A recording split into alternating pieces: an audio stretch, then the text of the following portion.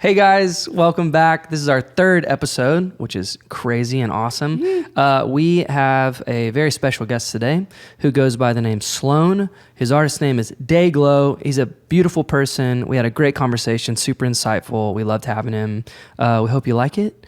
I'm Alan. I'm Steven. We're Joan. And you're listening to... Live, Laugh, Joan!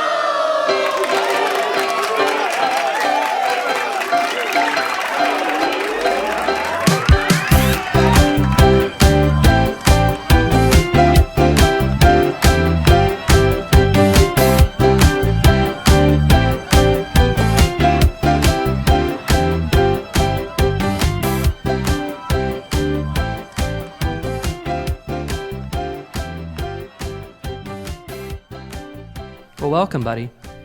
Thank you. Where are you? Are you in Austin? I'm in Austin. Yeah, I'm in my little studio upstairs. Yeah. Cool. Are you from Austin? I grew up in a town outside of Fort Worth, so Okay. like 3 hours away from Austin. But I moved to Austin as a freshman in college and have stayed since. So it's been Wow. a handful of years. We met you, correct me if I'm wrong, when we both played a festival at, was it A&M? Is that right? Yes. I'm pretty sure it was that, and Yes. Camino played.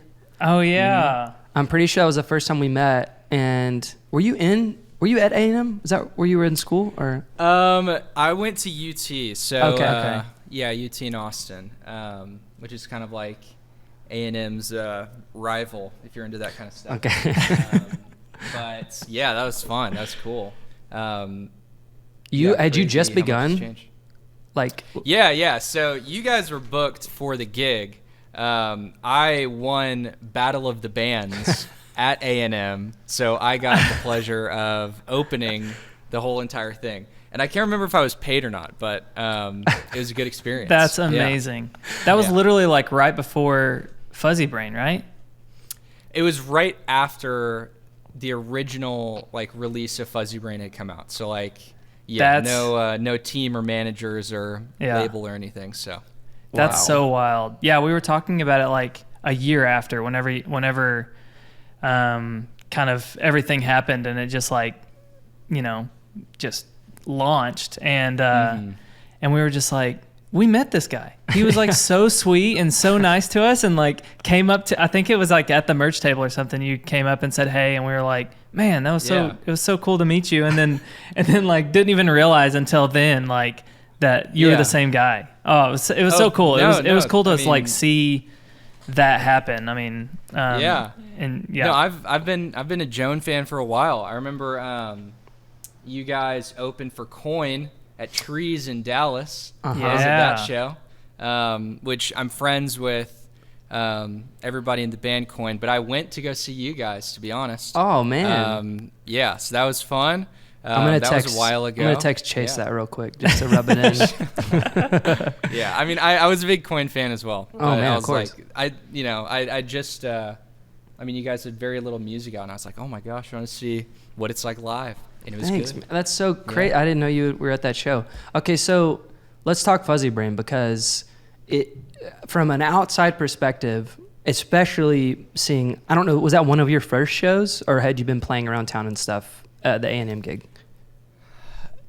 I mean, it was like definitely one of my first shows. Like, I was doing some shows like with tracks alone, which isn't like necessarily effective when it's one person. Sure.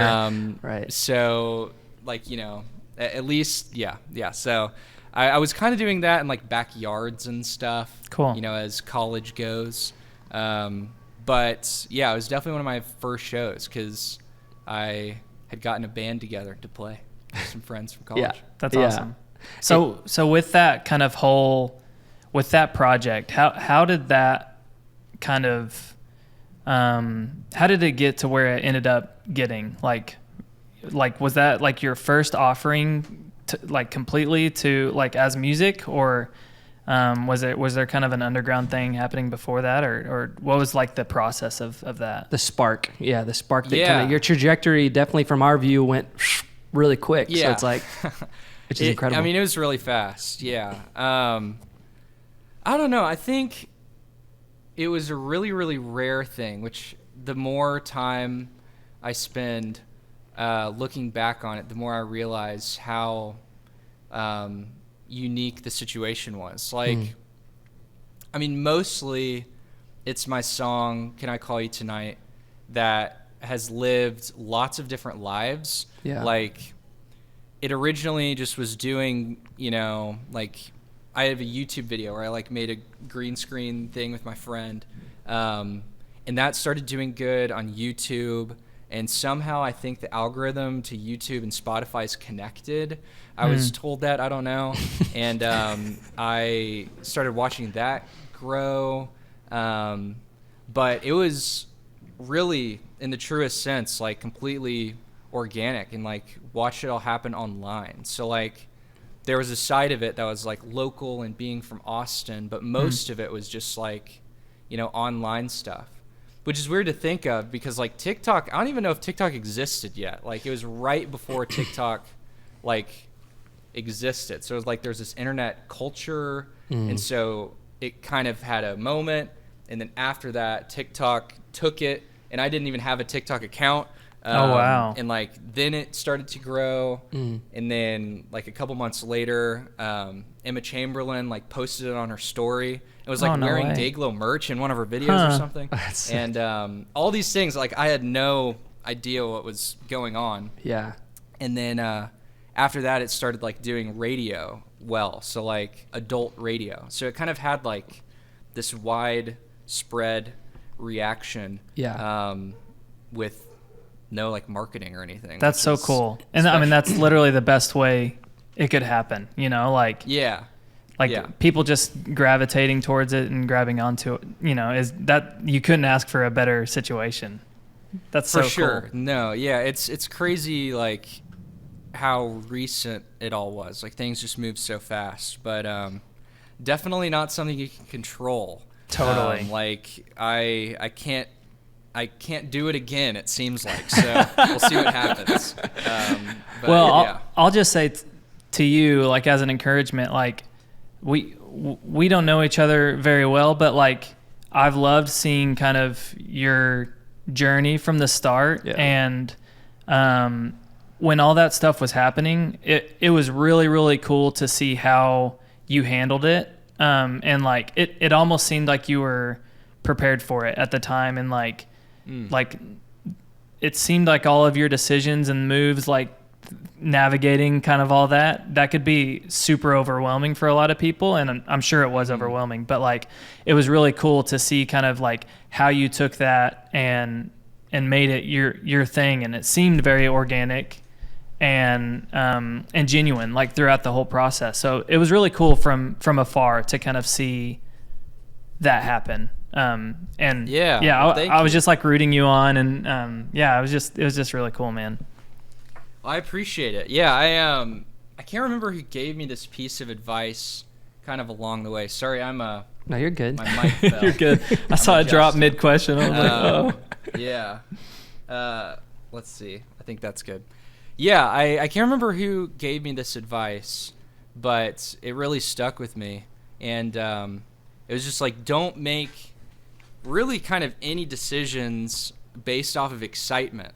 So that kind of really helped me along the way to really think things through. And I luckily got good managers along the way. And Yeah. But it was definitely weird to navigate because, like, you know, I was like 18, 19 at the time, still a freshman in college. Oh, wow. And I was doing like South by Southwest gigs at like 2 a.m. And it was about that time when things were really starting to happen. So like there were a lot of people who had like gotten my email and like were meeting up with me that week. But thankfully I, you know, had the, I don't know, just ability to like navigate who was sketchy and not. Yeah. So yeah, it's been Good, dude. it's been fun. Man, it's been fun to watch. And that, I think what Steven was saying, yeah, it seemed like you have this like intrinsic, it's almost, I guess, the word instinct, I feel like, and I don't want to speak for you, but it seems like you have this instinct to know, like, your branding, how you present yourself. It seems really genuine. Like, I feel like who I see in your videos and in your live performances, all that is Sloan. Like, you know what I'm saying? And I think it's cool when artists put on like an act and like, you know, can be like put on a mask and do a different, like almost a character.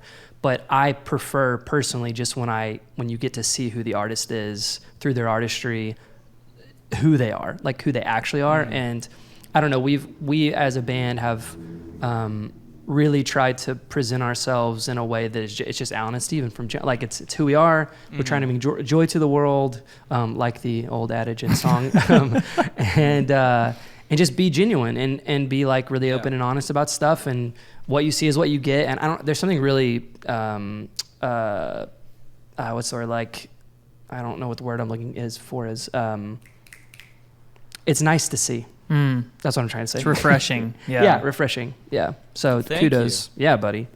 Well, I was going to I ask think- too, kind of on that, like, does it feel, was that intentional, or was that kind of like, I mean, obviously, like whenever you start a band, there is a part of it where it's like, this is sort of a business too. You have to think about a ton of things kind of at once. Like, what does my logo look like, and what's my name, and what do I want to present myself as? Was that kind of conscious for you, like presenting yourself just like as an outpouring of like you, like through your music and through visuals and everything like that? Yeah. I mean, I think, you know, I've always loved like just generally like good aesthetics. So like I love watching music videos, and I was actually a marketing major before I dropped out of college. Hey, so like me too. I guess I just like how things can be packaged and manage to make it honest, like you were saying. So yeah, I don't know, it really just comes natural to me, and I view it all in the same picture. I have a really, really hard time compartmentalizing things in music. Like I can't imagine having like a bandmate. Like, you know, you guys make music together. I have no idea how I would do that. And I've kind of always been that way. Like, you know, in a school project, I would overwhelmingly do all the work, you know? And I'm learning how to share in that way. But it's just kind of the way that I'm wired. Like I see full picture stuff. So like when I'm working on a song, I'm immediately thinking of visuals and, you know, whatnot. Yeah. And I think that a lot of that comes just from like growing up in a small town and not having anybody around me that like enjoyed what I was doing. Sure. So it kind of shaped me in that way, and kind of created the way that I work. That's cool. Yeah, I mean, like kind of on that, how did you kind of handle, are you independent? Like, so it's like it's like, so I'm signed to a distribution label called AWOL. Yeah. And what I've done is like album by album deals that have like a sunsets, like eventually I'll own the rights to all my music. And so, yeah, I did like the distribution half on that side, and then the other half I have like a publishing thing with Sony. Gotcha. Cool. So it's kind of like I split it all up. yeah.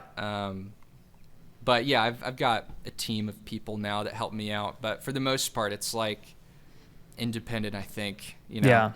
Yeah. Definitely nobody has like any say on like what I'm doing. So Totally. creatively, Well, I'm independent. Yeah. I guess I was asking that more as like, did that happen with when kind of everything was launching and happening, and like, was that a specific choice for you, where you were like, I want to make sure that this is what my royalty side of my songs look like, or this is what my pub, did you have those kind of in mind before you were going in, or was it kind of like take it as it came? It's really hard to like look back and know what I was thinking. I mean, thankfully it's all worked out. Like, you know, I'm still confused, like how a lot of things work. Dude, us too. We have Yeah. friends reach out and be like, "How did you guys navigate this? And what does this mean? You know, what is this typical royalty?" I'm like, "Bro, I ask my manager everything, and half the time I have to Yeah. re-ask him in 3 months because I forgot what he said like 3 months prior." Like, Yeah, it's almost Yeah, like the more you that's know, valid. Yeah. the more you realize you don't know anything Yeah, dude. about any of it. Yeah.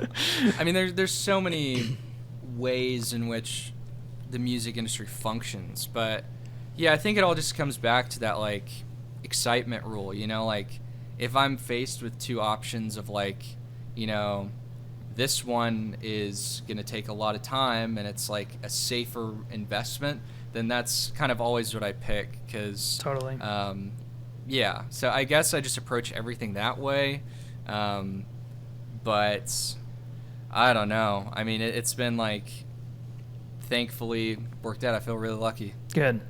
Yeah. So just talking on like the creative side, you were talking about how, I mean, you literally, dayglow is you only.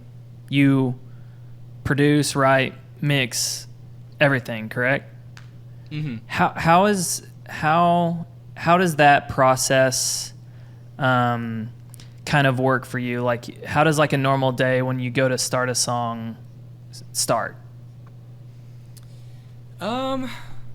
It's kind of changing right now. You're Okay. kind of catching me in the middle of a renaissance. I'm like, I'm a huge gear nerd, and like I love, like sometimes I'll start out a song just thinking about a specific element of like a synth patch or something. I'm like, oh, I like that in this song, so I'm gonna try to do that in my song, and it's like very niche on what I'm doing, just like not even viewing it as like songwriting first, but like production before even songwriting. Yeah. So sometimes it starts that way. Right now I'm trying to flip it around because I think with Fuzzy Brain I didn't have any gear, so I was like forced to songwrite first. So I'm kind of trying to do that again. But yeah, I mean I'm in my studio right now, and I kind of just sit up here and see what happens. But it's usually like, you know, I believe there's a certain like zone that exists within like a week where there's like, you're in the zone for a week and you write 10 songs that you like. And even though I'm working and writing songs all the time, like there's just certain times of the year where it just works. Yeah. So it's typically like 1 week where I'm like, I've just made 20 songs and all of those are good and all the other ones are bad. Yeah. So. Yeah, dude. Yeah, it's seasonal. We do the same thing where it's I know I do. I hit a wall. Like I'll be going. Here's 10 new ideas, a verse and a chorus. Here I've the melody structure, the songs, everything's figured out in my head.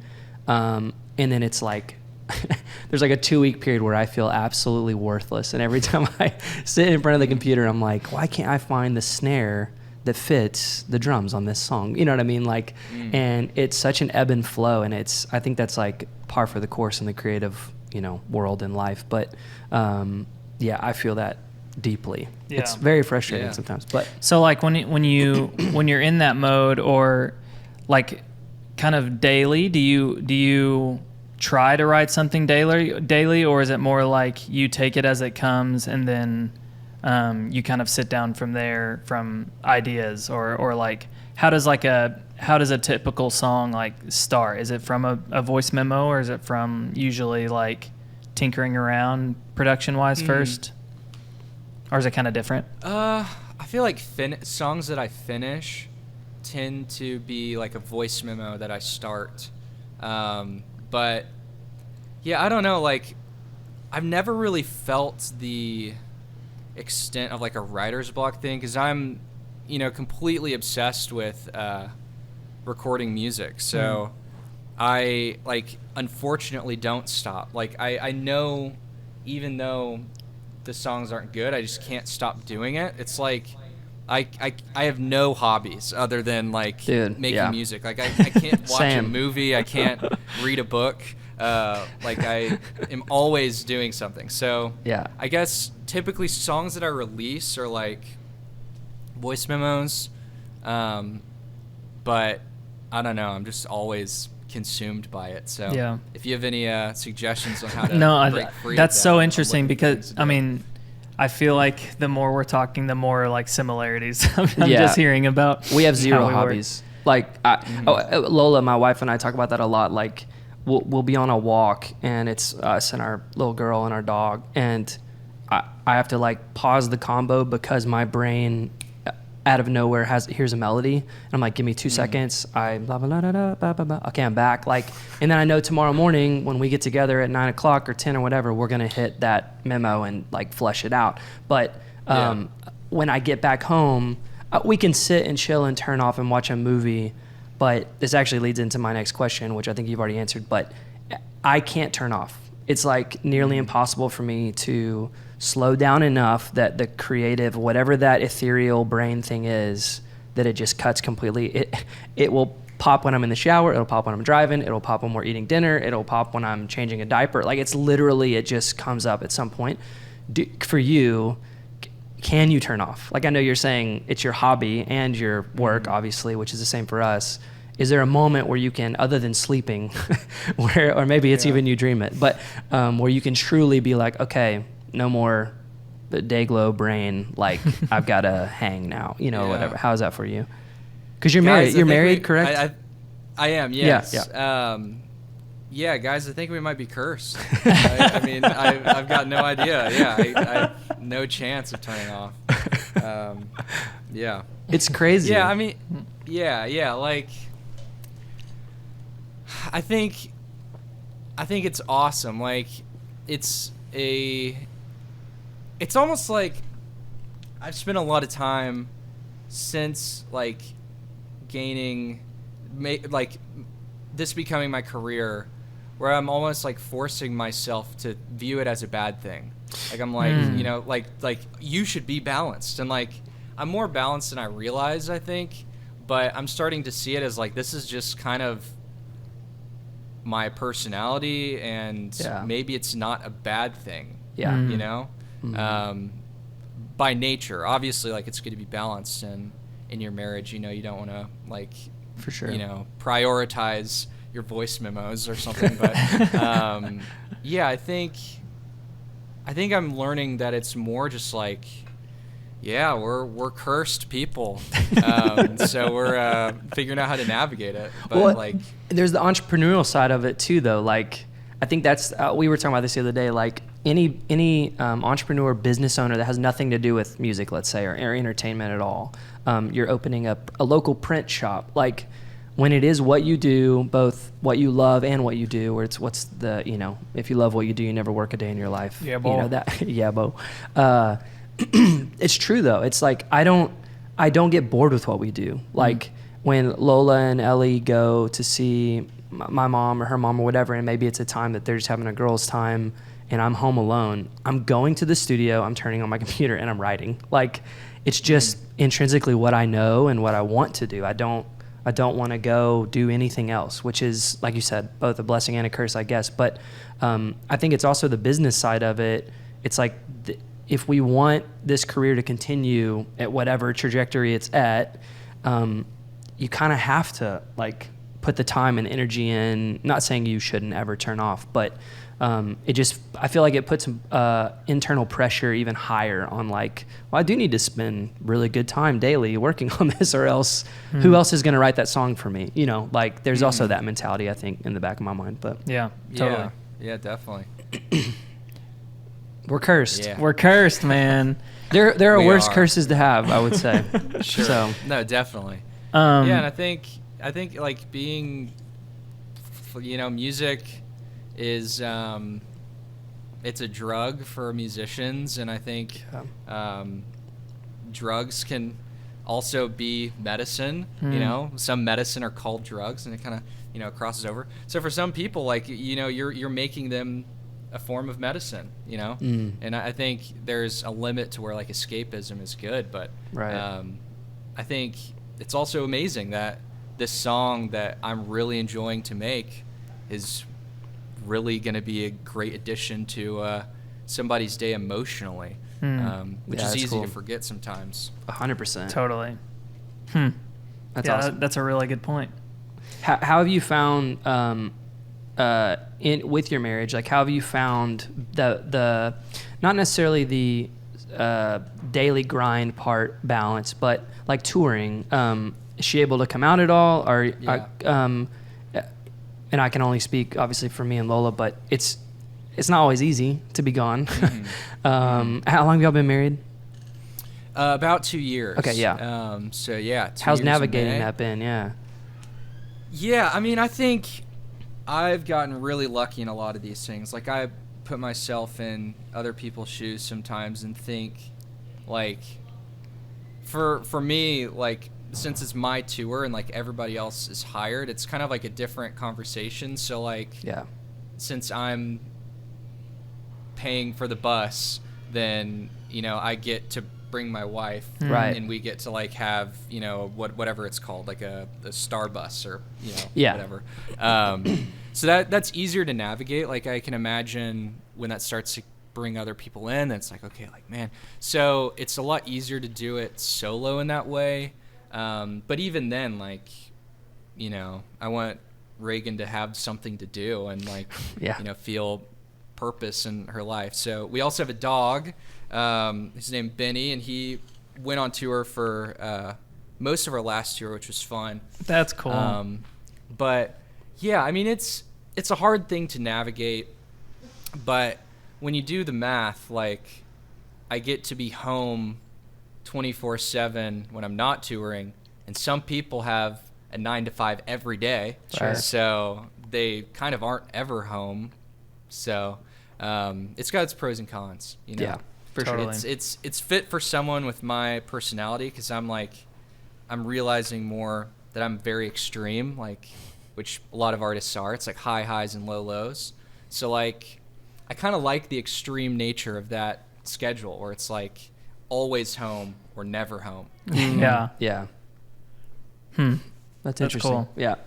So kind of while you were dating and going into marriage, like going from like kind of pre and post marriage as an artist, like what have you kind of learned, or like have you learned anything specifically that like about yourself, or about has there been growth in any areas where it's like you had to figure out how to be an artist and how to be married at the same time, and like how those two worlds collide? Because a lot of times that can kind of, you know, make things interesting between like having a relationship and having your job be an artist.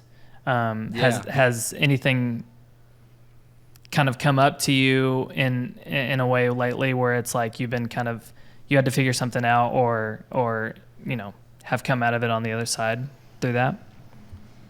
Yeah, I mean, that's a good question. I think, you know, Reagan and I dated like mostly when I wasn't even really doing shows. So, like, that was kind of weird. We weren't really like dating while I was doing shows. But yeah, I don't know. Like, you just kind of have to take it as it comes. Like, I haven't really. Let me think.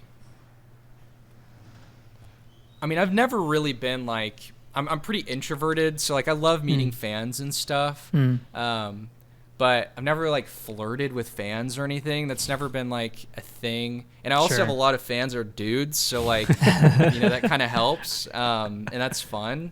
It's like that aspect of things really hasn't been weird to navigate. Like, I don't know. It's, I mean, everything is strange in life. So like, yeah, totally. you just kind of have to figure it out as it comes. But I guess I'm still figuring it out. That's maybe great. Maybe I'm showing I've no idea what I'm doing. No, definitely not. If your journey has been not knowing what you're doing okay, my guy. Let me tell you. Thank you. Let me tell you. I love it.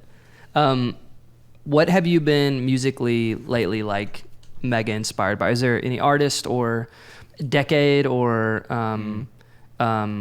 sound, like synth, like literally anything musically related that you're like, I'm honing in on this for my next, whatever, few months while I write and stuff? I mean, this sounds like really probably meta, but like I've been inspired by my former self. I've been listening to like my old music. Yeah. So it's kind of like unreleased music. And I've been re-listening to what I was inspired by then. So like lots of guitar driven, ambitious, like indie pop stuff of like, 2000 to 2010. So kind of that like MySpace era of stuff I've been really inspired by, and just trying to channel that again. Like I think I'm an old soul, and I like overestimate myself on how mature I should be at the time, and I'm realizing like, oh, I'm actually 23, so like it's okay if I'm like still enjoying my youth and like for sure, listening to the same stuff. Like I just changed so quickly. Like I was saying, like I'm an extreme person. So I guess I've been trying to like look back at like the reason why I started making music and what inspired me then. So yeah, I guess short answer would be like MySpace, guitar driven, MySpace music. Do you get the this is a loaded question because we do, but with your love for analog synths and drum machines, and we share a lot of that in common, do you get the retro or nostalgia? Like, I don't know if you read articles about you or when you get PR and reviews and stuff with your music, but do you get that all? Do you get the comparison a lot of like Dayglow, the 80s nostalgia band, or those kind of taglines? Do you get that, and how does that make you feel? Maybe you don't, but no, I definitely do. Like I think it's cool, like, and I see why they say that. Whenever anybody would ask me like during Harmony House, like, what are you inspired by, I would say like yacht rock a lot, which come to kind of regret, but it's true. Like that's what I was listening to for sure. And I think it's funny when like you really look at my music from the outside, because it's really not yacht rocky. So they're just kind of using a word that I said because they have to write an article. Right. But I think I like the idea of being associated to a time where like I think just that association makes it seem like, oh, this kid really likes music. So if that's what I come across as versus like, he's really good at Instagram or something, or like, as long as people see that I love music, then that's the goal. That's a good perspective. Totally. Yeah. Because I get in my head about it a bit. We get that a lot. The nostalgic whatever, and it's probably the same thing. Like when they ask our favorite songs or our favorite albums, it's like Heaven by Bryan Adams is one of my favorite. Everything I do it for you. Like these are songs that still give me chill bumps to this day. And so when they hear that and then they hear Broken Hearted, it's like, well, yeah, I mean, there's obvious influences there with that era, but at the same time, I want our band to be timeless. Like I want I want to write music that in 30 years we can look back and be like, that could have been 85 or it could have been 2018. Like, there's no, because at the core they're great songs. So it sounds like you have a good perspective on it. I don't always have a good perspective on it, but and I don't like get offended when people use the words or anything, but I think I get in my head sometimes like, oh, I just don't want to be pigeonholed. I don't want Joan to be pigeonholed into that retro 80s band, because we can do more than that, and I think we've shown that with our discography. But you just, you're right. There's like taglines and easy things to describe with, No, I understand where you're coming from. I was like, I had started to realize that was being used in articles about me and stuff. So I was like, I don't want to be the Elvis impersonator of like 80s music or something. Like, I don't want to, like, people go to a show, it's like, oh, weren't the 80s great? Because I'm like, I have no idea. You look I out don't and know it's if the 80s just were it's all great, 65-year-old men in the crowd. Yeah. I mean, that could be fun. Play Michael That McDonald. kind of sounds sick, honestly. It does. Yeah, that'd be a pretty Yeah. good crowd. But yeah, I see what you're saying, and I think as a listener of Joan, I think you're good. Okay, thank you. That's what I needed. I was just fishing for that right there. So thank you. That was the point of this whole podcast. We're done. It was Yeah. a lead up to that. That's it. Yeah. No more talking. Thanks, man. Well, and I will add to that, like, this is I feel like an old guy thing to say, but like, there is something to the genesis of synths and samplers. It was such a new period of time and new technology and all of that, but there's something really special about those sounds. And when you use them right, they're catchy and they're like, they just hit in a certain way. And I think when we're in an era where literally nothing against it, but like where a trap beat is the most popular thing everywhere for a moment in time, I'm curious if in 20 years, 30 years, if the trap beat will still be looked at like a Lindrum is, and perhaps it will. Maybe it'll be, everything seems to be moving so fast now that the 90s are already back, and that was not that long ago. Like, it's not like the 50s. So I'm curious to see if the new synths of our era now will be the retro synths like we look at, Junos and whatnot. But I'm curious. I always think about that, like when my grandparents are listening to their oldies, I'm like, is our oldies like Miley Cyrus? Like that just seems so strange to me. Like, not that she's not a superstar and all of that, but it just seems like we live in a really interesting era of music where it's all over the place. Crazy to think what'll end up being the classics from our time. Yeah. It'll be Yeah by Usher and Lil Jon and stuff like that, which rips. Love that song, but it's just curious what that's going to look like in 20 years or whatever, when we're all geezers. Yeah, I don't know. I mean, there's just so many definitions of what's cool now. Yeah. I think that's kind of what it comes down to. Like, I don't know really how much longer like definite pop culture is going to last. I think that's going to be the thing that which I'm like, oh, this is what I think is going to happen. But yeah, I don't know. Like, I think people are caring less and less about like the Kardashians and like, what's going on in like definite pop culture. I think that's kind of like the end of it, because there's so many different, I mean, especially with music, like there's a musician I know I've never heard of out there that's probably doing, amphitheater tour right now, and they can, because there's so many people who like them. And so I think there's just too many definitions of what's cool. Yeah. Totally. Like, I don't know. Like, I think there's always going to be the trap stuff, but then there's going to be some sort of crossover, and then I don't know. That's a good point, though, because when you think back to 50s, 60s, pre-internet, even 70s, 80s, when it was, I guess the internet became really popularized in 90s, early aughts, but like information was so small. Like, you had news outlets and certain radio stations playing and telling you about these artists, so the field was much smaller.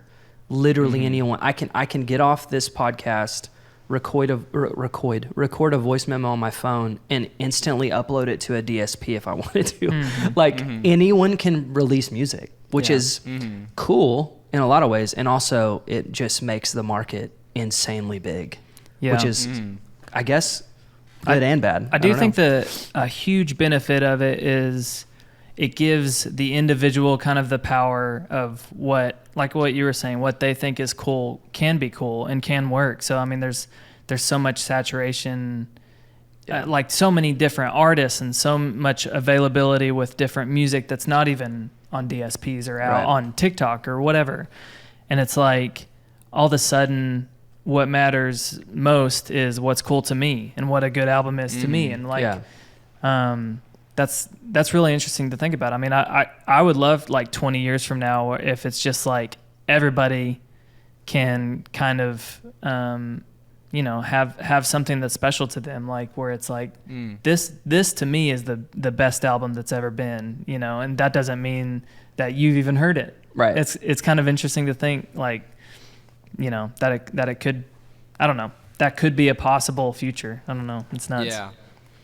But yeah, it's I think the word would be like iconic, is like, I don't know what necessarily makes something iconic. Like what even is iconic anymore? Like, just stuff circulates so fast. totally. So Do- I don't know. Do you think about like in the same vein of thought, like TikTok, socials, obviously information traveling so fast, songs, I don't know the data on it. I'm imagining songs. I know some songs still make it on charts in the last weeks and weeks and weeks, but do you, when you're writing, have you found yourself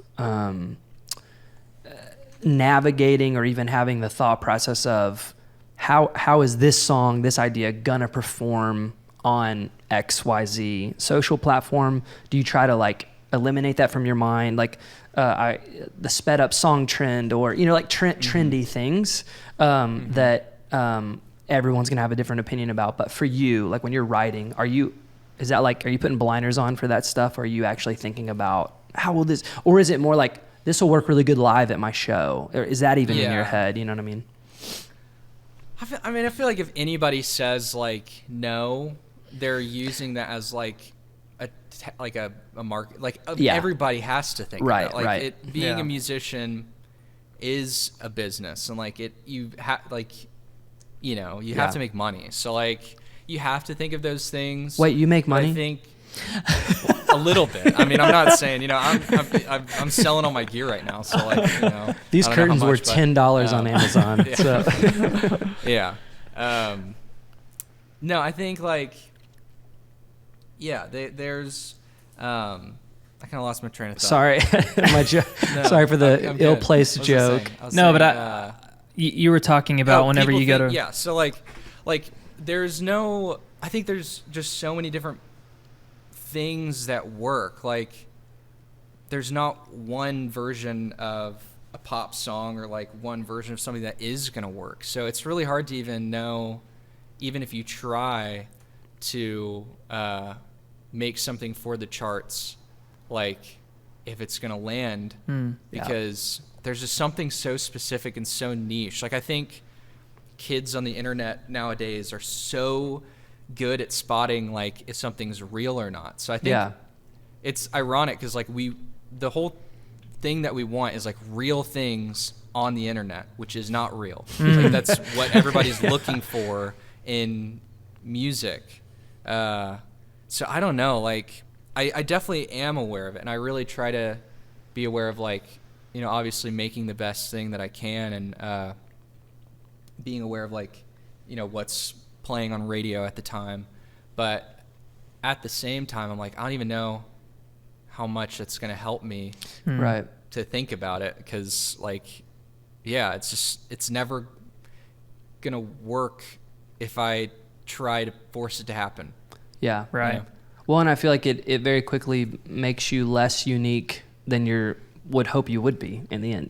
Like if I hear these 5 things and I'm like, well, that seems to be working, and these are the top, I'm going to just try to write that thing, and I'm going to sound like that thing. And then it's not Joan anymore. It's not Dayglow anymore. You know what I mean? Like, obviously you are your influences, and there's going to be, I'm going to hear a song and even subconsciously go, that synth part is sick. I wonder what that, and then next time I'm writing, I'm finding myself finding this synth, whatever. That's naturally going to happen here and there. But, it is. I feel like it's a dangerous line of like healthily being your influences and or even maybe not influences, but the charts, socials, seeing what's trending, all that stuff. You're right. You have to play the game to a certain extent. Or, I mean, I guess maybe there are people that don't play the game that still are fine. I'm sure that exists. But it's tough to not think about those things to some degree, like you're saying. And I think that's fair. Like, I don't think you can't not always. So Yeah. Well, to not play the game is to, one, be aware of the game, right, and then you're deciding a different game to play. Right. It's like, Yeah. it's all part of it. Like, yeah, punk couldn't be punk if it weren't for like what they're against. Right. Yeah. Right. So Opposite, like the grain has to be there to go against the grain. Uh-huh. So it's all a decision that you have to make. And what I'm hearing is your next album will be in the metaverse. That's what I'm hearing. You're gonna do your entire album in the I metaverse. wish, dude. That'd be sweet. Yeah. Oh man. Yeah. Good I get, Lord. The metaverse. a feature vocal from Zuck. Zuckerberg himself. I can go ahead and tell you that would be the worst vocal you could ever. Yeah. You never know. Zeros and ones. You never know. He sings in binary code. That's good. I am curious about how, and maybe it's changed over the years too, but I'd love to hear kind of like People in Motion, for example, like how you put albums together. Do you consider yourself an album person? Do you write a ton of songs and whittle down from there to fit? Like how does that usually come about for you? Yeah, so I mean, I usually kind of have like 3 different ways I think something could aesthetically go, and then I funnel it down to what it ends up becoming. So like People in Motion happen really fast, and essentially like it's kind of like an experimental album in a way. Like I made the album specifically for a live show. So like I was thinking, what already exists on Fuzzy Brain? What already exists on Harmony House? How can I like make a better show with extra songs and like continue to tour that? So essentially that's kind of where People in Motion came from, was like just improving live performance. So it's kind of like that album specifically happened fast in that way. But with that in not mind, to you're still writing and doing everything just you, correct? It's just Is it just with yourself in Logic, like imagining kind of what live looks like in that way? Yeah, I'm sitting right here and making music. Like, I mean, it's weird because People in Motion is like so much more like clean and sounds better and like is more musically like complex than either of the past 2 records, and it happened the fastest by far, which is just kind of strange to think about. But all that to say, I mixed the record, and then I was just like, every song that I made, I was home for like 2 days and then was doing another show. So I'm like in and out of home a lot, and I co-mixed it with Rich Costi, who is like in Vermont. He's done tons of records. So like I'd mixed it and then I went with him and just got him basically to say it's good. Yeah. So that was the first time I had ever done collaboration, which was fun, in a way. But yeah, other than that, I'm just doing it all myself and obsessed. I love with that. it. Yeah. So so every song that was on the album, were there extra songs that you had kind of fleshed out or written out, and then you kind of chose what worked from there, or was it like every song made it? Yeah, definitely. I mean, I wish I could show you my my computer, but like, I've got a lot of songs that I just never use, which I'm kind of planning in the future, like, to start using them somehow, like co-writing and producing for other people has kind of always been my dream. Hey, buddy, you got 2 guys sitting across from you that would gladly do it with you, my friend. Let's go, man. Awesome. Yeah, I'll send you the files. Let me pause. When you say songs, do you mean fully fleshed out? I mean, I don't mean necessarily fully produced out, but when you say songs, do you mean intro, verse, chorus, bridge, like a full song, or is this more like minute 30 idea? What does that mean for you? Like, you kind of try to go start to finish? Yeah, I've got, mostly like a chorus is like what I start with for the most part. And I've got lots of choruses on here of me just like, messing around. But I would say like full songs that I've written that I haven't released, I probably have like 50 or something. Sick. Wow. And for People in Motion, there were like 10 that could have made it and I didn't use. Yeah. And so what's that process for you to decide kind of why didn't those songs make it? Why did the songs that did win on People in Motion, why did they make the spot? I mean, it mostly comes down to like track listing, and I'm like, what fits here. So I guess that's how I become an album person, because I want the whole thing to be enjoyable altogether. But yeah, I don't know. It's just like some things I just can't finish, and so I just don't try to. Yeah. You'll force it. Yeah. Yeah. So I don't know. And some things are just like too different than everything else. Like there's a song on the new record called Second Nature, which I'm still kind of surprised I released it. I'm like, I love the song, but I'm like, geez, this is like really long and different. So there's like things like that exist that I don't release, but yeah, Second Nature kind of slipped through the cracks. That's kind of a jammy one, right? It's like, is it 6 minutes or something? It's got I think I remember vocoder that all one. over it, and it's fun to play live, but it's like, you bring all your instruments to play live, and then you have to bring like the instruments for Second Nature. And, it's like, It's got its why own did I do trailer. that, This one song has Yeah. its own trailer. That's good. Basically, dude. Yeah. Oh man, yeah. That's that. We just we did announce it pretty recently, but our first album, the Super Glue, coming out in April, and it's we've never really thought of an album. Like we've been so obsessed with song by song and EP. Like we've thought, I guess EPs as like mini albums, but 6 songs, 7 songs tops, whatever. But it's a new process for us to sit down and go, okay, we have this batch of songs, and then we have these songs that haven't even been written yet that maybe kind of exist in our mind, maybe don't even exist yet. And to think about it from the album point of view, even narratively, like how do we want to weave? Is there a narrative that's going to weave throughout? Is it more of just a track listing thing of like sonically this song goes well after this one, and the flow of it? It was really fun for us for the first time to think as an album, and we started referencing old we were referencing like old Eminem albums and stuff where they would have like skits and like little like interlude things that we were just like, if we're gonna do it, we need to make something really interesting that, like you said, from start to finish makes a lot of sense and is like a packaged aesthetic. So kudos to you for doing that from the beginning, because it's a new process for us, and I think I hope we've done a good job with this album, but it's new. It's still new. Like figuring it out. Super it's a whole new, different brain space. What for sure. what brought you to that conclusion to do a record? Our manager badgering us. I'm just kidding. No. No, I don't know. We pretty much from the start of Joan, we didn't have that in the like near future. We always wanted to basically do a song at a time and kind of take each song as it is. And then we ended up just putting them, they just worked as EPs for, every 6 songs or something we would do. And then we were like, oh, we could do an EP and think kind of more, in short form, what do 6 songs look like together?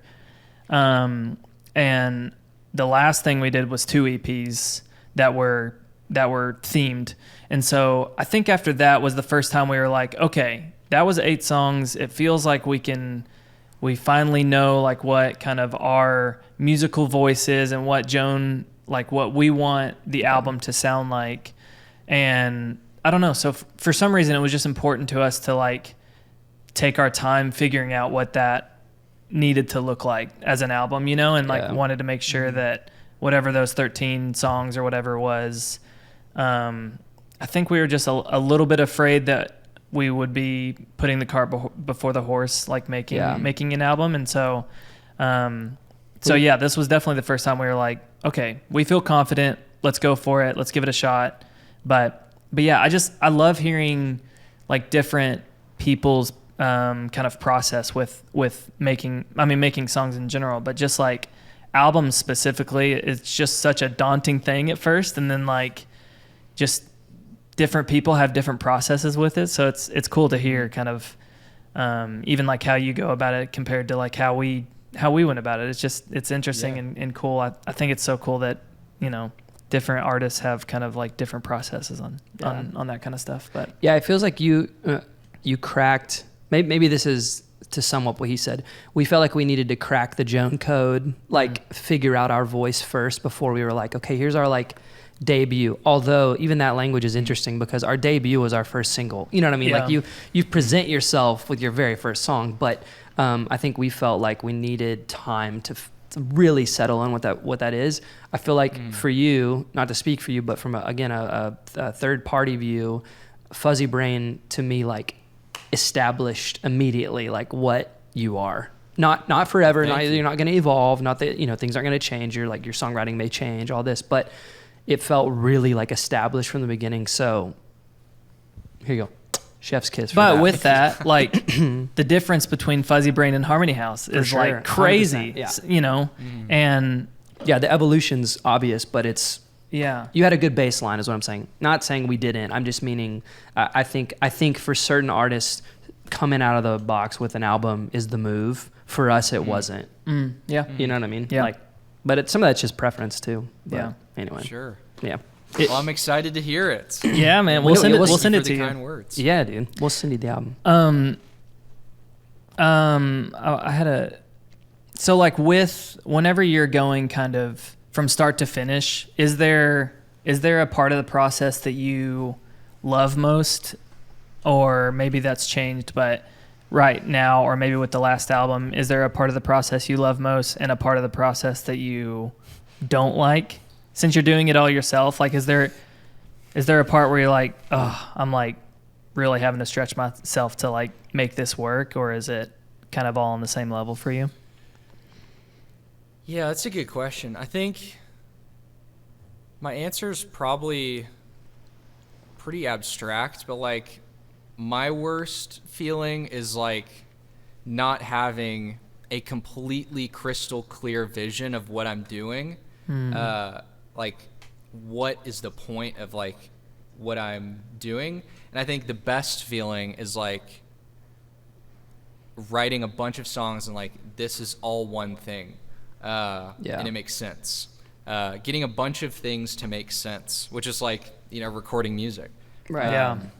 So, yeah, I guess that's probably the most satisfying thing to me. But I guess in like the recording process,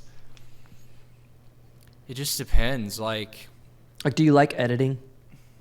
Do you kind of edit as you go? I honestly do. So like I'm a huge like computer editing person, which I'm kind of rediscovering about myself. It's like I love editing videos. Like all my original videos I edited and stuff. That's awesome. And I love the ability to like, if I have a vision, then like knowing I can precisely put all of the pressure on myself in order to execute it. Like the idea of somebody else editing something that I did, like in my mind, the most honest part is the editing, which is like interesting. Not true, and to a lot of people, but I think I'm a nerd in that way, I guess. So no, like, that's good. I do like editing.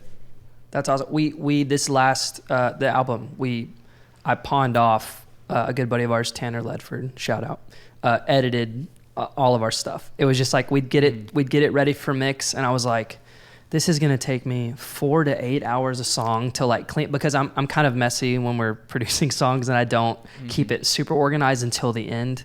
And so I found that was my like, oh man, I just, it's so much time, it's time consuming, and I'm learning better now to kind of do it as I go, and it makes it a lot easier on the back end, obviously. But even being digital and even being in Logic and knowing all the little shortcuts and the fast tracking stuff, it's still like, for me, I hate editing. It's funny to meet someone who's like, I freaking love it. But I love spreadsheets, so it's like like it's I don't know, it's like both sides of the coin. But that is such an interesting perspective, though. Like, so much editing can change songs in such a huge way. So the thought that like honesty is in the editing, that's pretty profound, man. Yeah, you could write a book on that. It all probably just stems from like the fear of it not being like translated exactly as I'm hoping it to. So like, because I'm very, very detail focused, like down to any detail of anything, which is in a way like a curse.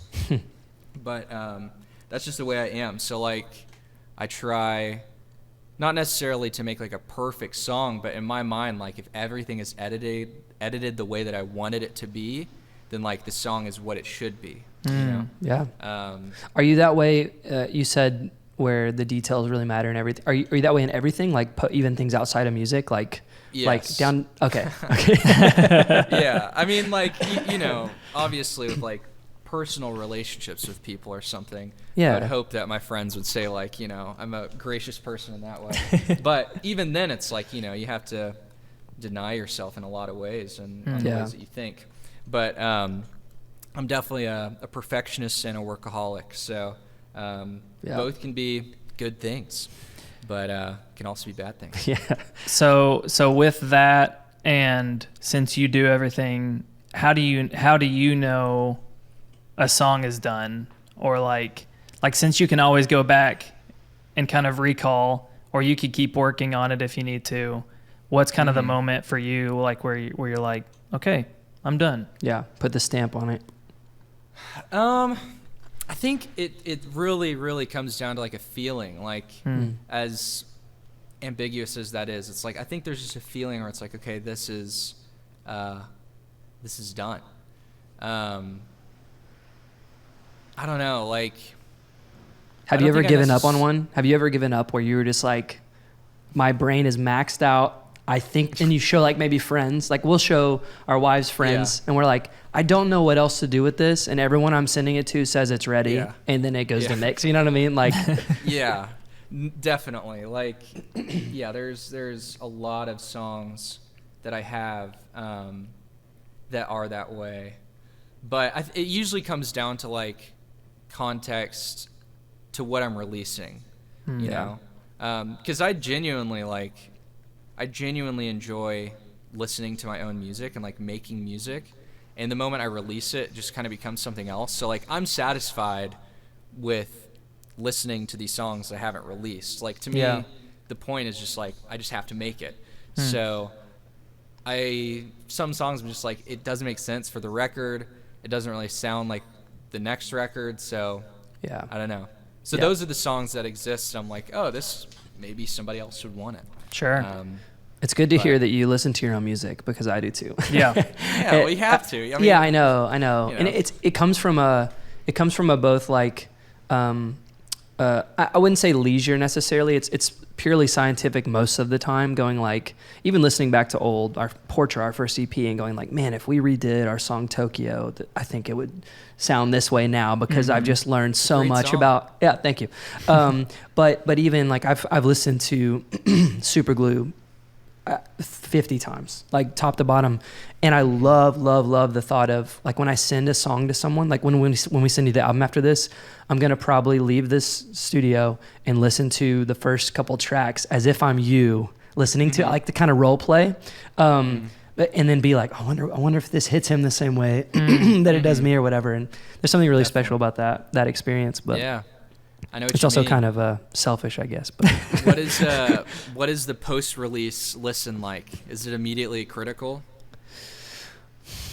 I usually have a period before releasing where I haven't listened to the music much.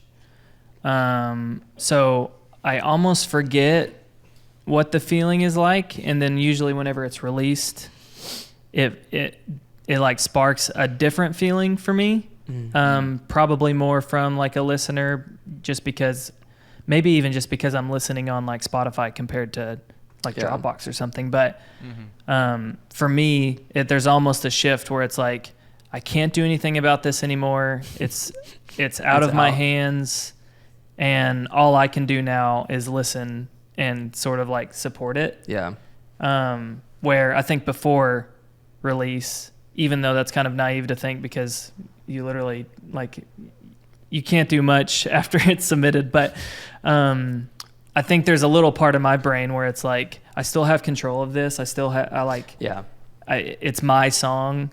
And then it almost like, once it's released, I can like, that's whenever I can hear from maybe another perspective or something. But I would say with this album in particular, because it's our first, it's just a whole nother mindset of like, we turned it in, we got it mastered in like September of last year. or something, or October. So Oh, wow. it's been done. By the time it releases, it will have been done for like 6 months, or more, 7 maybe. And that's the first time. Because of vinyl, like vinyl. It's so long. The lead times are so long. We were like, we want to make sure vinyl's ready for it, right? And so we were like, oh, we need to get the album done literally 6 months. Before. Which before the 2 EPs we did before High and By, it was like month by month. So there was some of it we kind of had in the can, like maybe the first couple songs for the first couple months we had done and whatever, but. Then it kind of caught up. We kind of got a little cocky and we were like, oh, we've got a good time management going. Like, I know it's month by month, but we're ahead of the schedule. And about halfway through, we were like, it all caught up to us.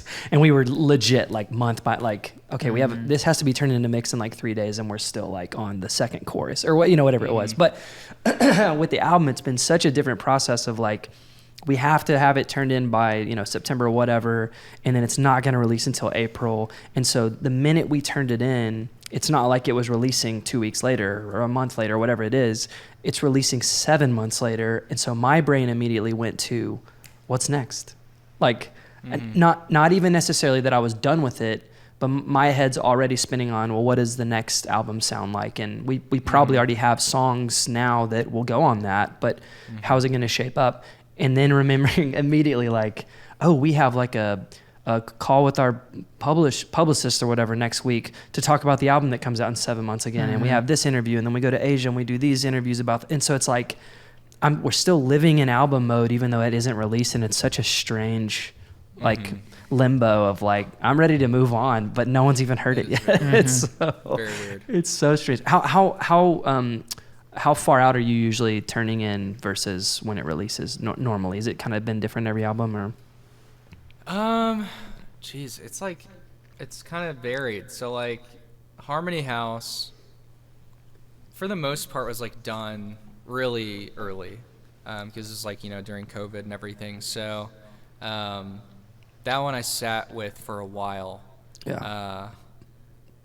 People in Motion, that was like really fast. Like, and because of the tour, I released it pre-vinyl. So like vinyl like just released, which is weird. But yeah, I don't know. Like Fuzzy Brain though is like I released an album first, right, and then re-released the album with 2 extra songs as like an official release. So that was like releasing twice over the span of 2 years, and right. Yeah, it's a weird time warp. Yeah, especially if you're like trying to change your sound. That can be right. Totally. Right. Yeah, and I think that's what it was. It was, I have no idea where album 2 is going to go necessarily sonically, but we've been living in this land for, a year essentially, 6-7 months, whatever. And then I'm like, well, I'm ready to see what we evolve into next. And maybe it'll have some remnants of the past with it. Maybe it'll be all future forward for us. I don't know, but it's weird to stay in that middle ground of like, I don't know. Like, even, like you're saying creatively, it's weird. Yeah, it's like your head and your body are in different absolutely. places, and you're like trying to get them both kind of in the same spot again. Or in press questions, someone will, some publication will be like, what was it like writing Superglue? And I'm like, that was like last April. Like, I don't even really, like I have core memories around it, but if you would have asked me then, I would have a lot more insight into the writing process. But anyway, yeah. How do you guys find just like general press moments? Like what has that been like? Has that been different for the record, and has that been enjoyable? It is. I would say it is overall. I don't mind press at all. Our manager Colin has always put an emphasis on the industry still being an album industry, like obviously singles break through and because of TikTok and all that, but like all in all, his kind of perspective is that albums still are king in the end, and a lot of the industry is still focused around albums. So like, even down to top 10 albums of the year from X publication or whatever, you don't get in that if you didn't release an album, obviously. So I don't tend to think about that stuff in terms of like caring if we're going to get on that list or not. We'll see after this album if we don't, if it takes a hit to my ego or not. But I do think the only thing I'd say that kind of gets I wouldn't even say old, but just interesting is just having some of the same questions asked, over and over and over. And it's you have to give everyone the benefit of the doubt that they don't know. Maybe they didn't do research, or maybe you're a new band to them. So what's with the name Joan? Where did that come from? And we've told that story, 700,000 times. And Where'd the name come from? Dang it, Sloan. Well, it's a really boring story. He had a list of names for a previous band. It didn't work. I didn't like it. Joan was the top of it. He showed me a design with an italicized, 17 magazine style Joan, and I was like, all right, that's sick. And then we've stuck with it. That's it. But we've told different people different stories. Sometimes we'll tell the story that it's like both of our grandmas happen to be called Joan, so we just thought it was a coincidence. So we're called, but that's an utter lie. That's fun. So yeah, you can lie though. I mean, it's it's kind of fun. That's the thing I always forget in press stuff is you can have fun with it and come up with a different answer, because I'm so hyper focused on I have to be honest. Same. You do, but it's not necessarily dishonest to have some whatever. fun. Yeah. Totally, yeah. I'll say I've learned that written interviews are my favorite. Yeah. Just because usually that means they're more long form, a little more intentional, and it feels like it doesn't feel like you're as on the spot with everything, and you have to have an answer sort of canned that can fit in two sentences, know? Right. It feels like they're going to edit it into what works, or the only the good stuff will make it. So it almost feels like there's a little bit of a pressure off whenever it's written. Whenever it's filmed, it almost feels like just too quick a lot of the times. And honestly, a lot of the reason why we wanted to start this was because of that, because it was it just seems sometimes going into press as an artist, you have to even if it's not true, you feel like you have to say certain things or have to say certain things a certain way. And we were just I don't know, it'd be interesting to ask questions from artists to artists, that's less of a press angle and more of just I'm genuinely curious from me to you, how you do this, or what this album means to you, kind of thing. So when it's questions coming from someone in the same field as you, it's like a scientist asking a scientist. It's just a different level of understanding and empathy and all of that. When someone on the outside that's third party, that is whoever, a publicist or whatever for whoever magazine or whatever, it's maybe they were in a band in college, but most likely they're not doing this. That's their job, not this. So they even have an angle that they're going for, not in a nefarious way, but that was a big inspo for this whole process. Was we see a lot of actors on actors, and you see the big the Zane Lowe's interviewing bigger artists and this kind of thing. But we were it'd be really interesting to come as an artist who is living that lifestyle,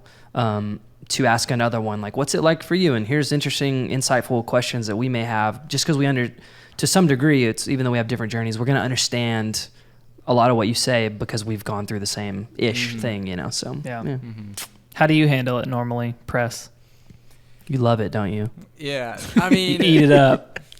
It's I'm constantly reminded. I'm definitely not, I'm constantly what, why are they interviewing me? It's because a lot of the time it's what is the point of this? Right. But it's hard to not be jaded after a while, because I don't know, it's just a tricky thing. It's a tricky thing to navigate, because you want to be personable and nice, but it's your 10th interview with this person, and it's hard to connect with them, and you're their 10th interview of the day, so it's it's this hard thing to it to feel like a conversation, Do you ever deal with the imposter syndrome kind of thing? A little bit, yeah. I mean, definitely considering how closely my branded self is to my genuine self. It's that can get confusing. Sure. Navigating that, but it's just one of those things. I know. Well, that's I think another element to the press thing is I tend to what you just said, why are we doing this? Mine is even deeper of why is what I'm doing interesting enough to merit this interview? You know what I'm saying? are you sure you didn't mean to like interview someone more merited than I am, or, you know, whatever. Like I definitely, that's a constant conversation with us of like, I don't know if imposter syndrome is the right word for it, but there's a lot of days where I deal with like it's probably a self worth issue or something that I need to go to therapy for.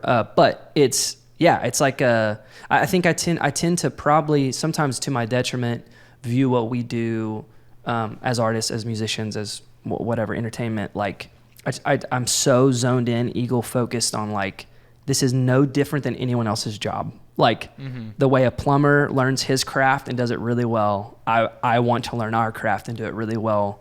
But because I'm in the spotlight for whatever thing doesn't make me any different than you as a human. Yours is just a lesser noticed job because it's in the crawl space of a house rather than on a TV screen or whatever. So I deal with that too. That's the press angle too. I'm just like, I'm sometimes sitting there like, dude, why do you care? Like, why do you care about? But I'm also so thankful that you care, because it's like, it means we're doing something right, or the music is connecting or whatever. But it's a personal thing. I was just curious if you dealt with any of that. Yeah, no, I relate. Yeah. I think it's one of those things. It's like it's definitely difficult to navigate, but I think it's a good sign that you have that issue. You know? Yeah. I would be skeptical of someone who doesn't have that issue. You know, like I deserve to be on this screen. Yeah. Yeah, exactly. Yeah. Well, I mean, not specifically on that topic, but kind of with that too. I'm interested to hear like what like a live show means to you, like as dayglow. Like a lot of times that can be kind of the time where you're getting filled up by a full room of people that are there to see you. They bought tickets for you. They're, you know, specifically like there for you. How does that look like? How's your headspace kind of on that, or like what's your stance on live shows? Is that like, I don't exactly know what I'm asking, but like, is that like the kind of prime spot that you feel like your music is heard, and what do live shows kind of mean to you as far as like being a musician or an artist? Yeah, I mean, it's really important to me. I definitely view playing live very different than like putting out, you know, a record.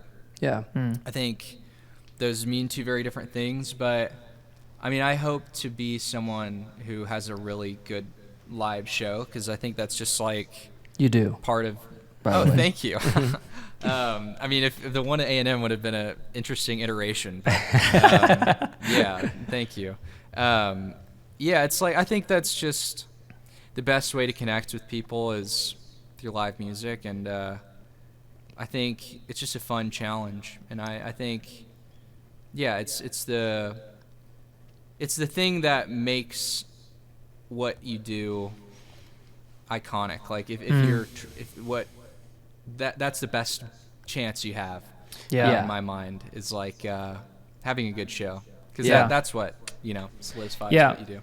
Well, yeah, I guess the reason, like we talk a lot kind of on the same topic of what it was, but it almost feels like sometimes like what the line is between like, why am I doing this? I know people are here for me, but also like, I know I'm supposed to be playing this music live, and at the same time, it feels like there's a connection with these people, but it can get so easy to be like, oh, these people are here for me. I'm great. I'm, you know, and like just like fill Like an yourself ego up thing, from yeah. that. And you're an inspiration in that way, I think, because like your shows, I think, feel so like just fun and genuine and safe and cool. And at the same time, you're able, like, as a viewer, to be like, this show is sick. He's awesome. He's like, his music is really good. And it doesn't feel like an ego boost Yeah, thing. like look at me. Yeah. And so, yeah, I'm always interested to hear kind of like how you navigate that, or if you even think about it, and if it's just like you know, like an outpouring of kind of who you are as a person. Well, Thank you. Yeah. No. Yeah, I mean, it all comes down to like I think all musicians have to have like this feeling of like you have to prove yourself.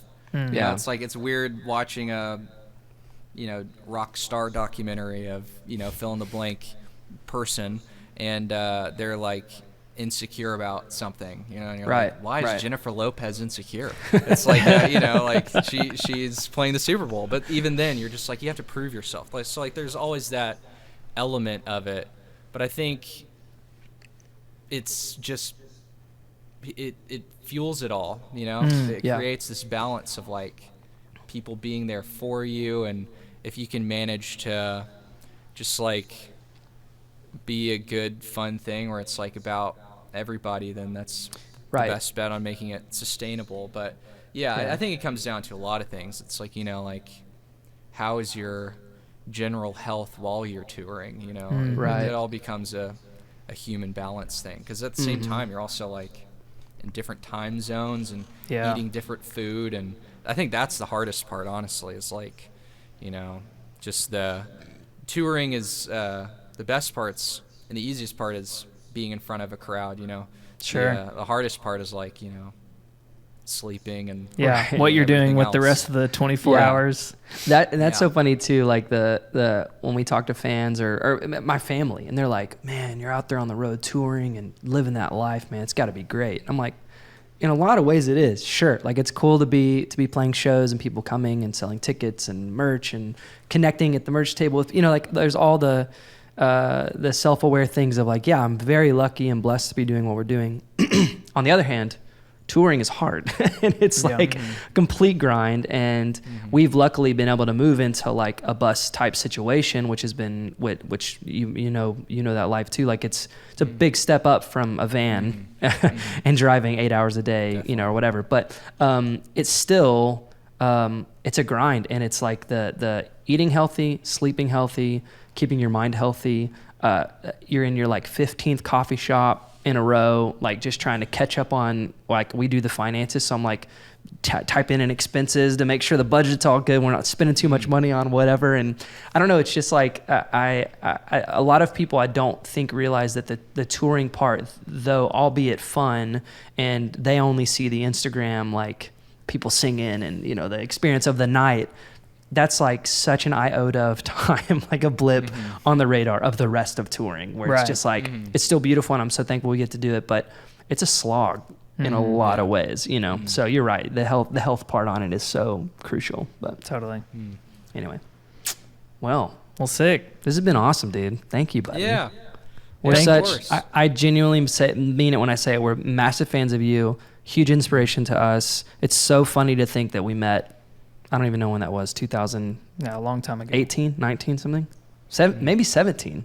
I don't even know. Anyway, whatever it was, and to see your rise, it's so deserved, and we love you, and we hope this was fun for you, and we hope we can be best friends from now on. So. Oh, I'm sure we will be. Yeah. No, thank you. Yeah, thanks for having me. Best of luck on the record release. That's exciting. Thanks, man. Thank you. We'll talk to you soon, I'm sure. All right. See Bye, you, guys. buddy. Later. Bye. See ya.